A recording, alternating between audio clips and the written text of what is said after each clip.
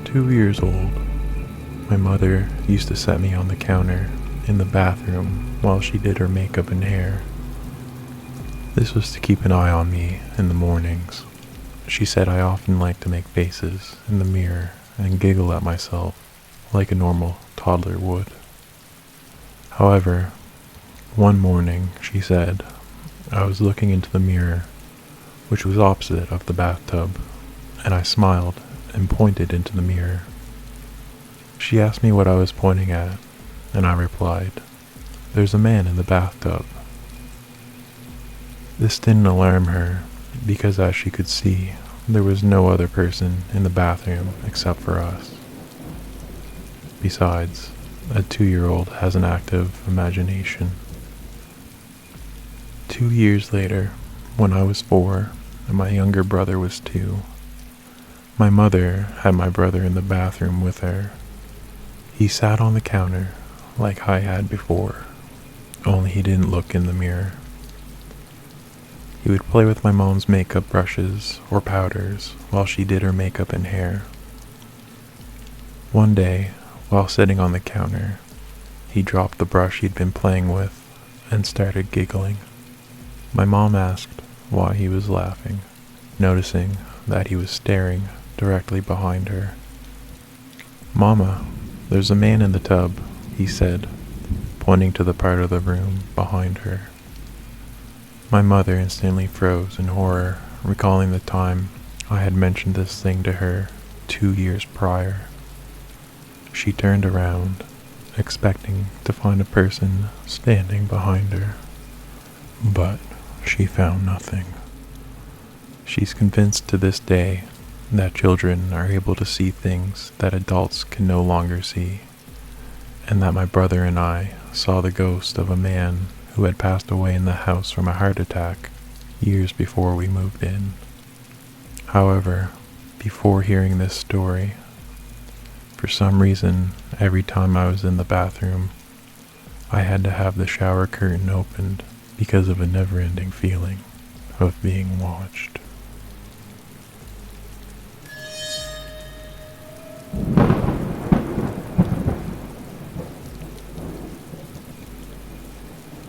About a year and a half ago, I was asleep in my room. I'm a pretty light sleeper, so almost anything wakes me up.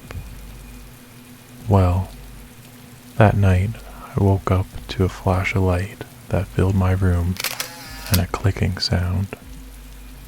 I laid there terrified, because I could have sworn it was a camera. I didn't know what to do, so I stayed as still as possible and pretended to be asleep. I kept trying to convince myself that I made it up, and after a while I fell asleep from pure exhaustion. In the morning, enough light was coming into my room to make me feel brave enough to look through it. There wasn't anyone there, but I went through my house to make sure all the windows and doors were locked.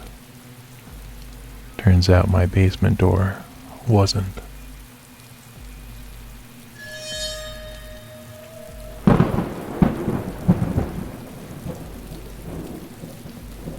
This happened many years ago when I was probably 11. I'm mid-50s now. My father worked for the DOD, so he had to take occasional trips for extended periods of time. One time, he was away for several weeks during the summer. We did not have central AC, but like a lot of families, we had an attic fan, which would move air through the house and suck out the heat. We had the doors and windows open and the attic fan going to cool things down. We lived out in the country, with the closest neighbors living about a quarter-mile away. It had just gone dark, and I was sitting at the kitchen table reading or drawing, and my mom was in the kitchen doing something when I heard a noise start up. It was a scratching noise. I listened, and it grew louder. It was not the typical, quick scratching sounds of a mouse. These were long, deliberate sounding scratches. Suddenly, my mom heard it too. We listened. It sounded like it was coming from the side of the house. Then it sounded like fingernails scratching down the side of the wood trim.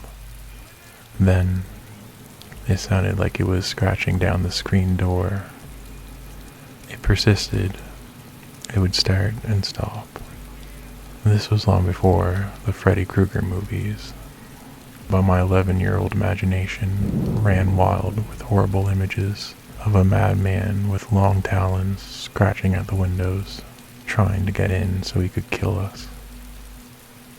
We quietly and quickly shut and locked all the doors and turned off most of the lights. I tiptoed through the house and notified my sisters.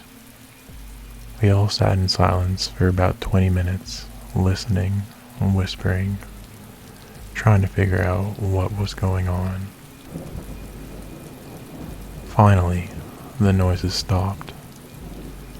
We waited a while longer, and then they started up again. We all sat paralyzed with fear. Somehow, one of us suddenly remembered we owned a big dog that was always on high alert for intruders. This is how we reasoned that there was no way in heck a person could be outside scratching on the windows and not be torn to shreds by now. One of us bravely peeked out the window, and sure enough, there she was, lounging on her porch, surveying her kingdom. We armed ourselves with flashlights and a few garden tools to go out and find the source of the noise, expecting to find some creature. We finally zeroed in on the source. We had chickens, and a few had decided to bed down for the night on a shelf in our carport. They were scratching around, trying to get situated, and the sound was coming through the kitchen window. They gave us a look of contempt when caught in the rays of the flashlight, as if we had disturbed them. We all had a good laugh.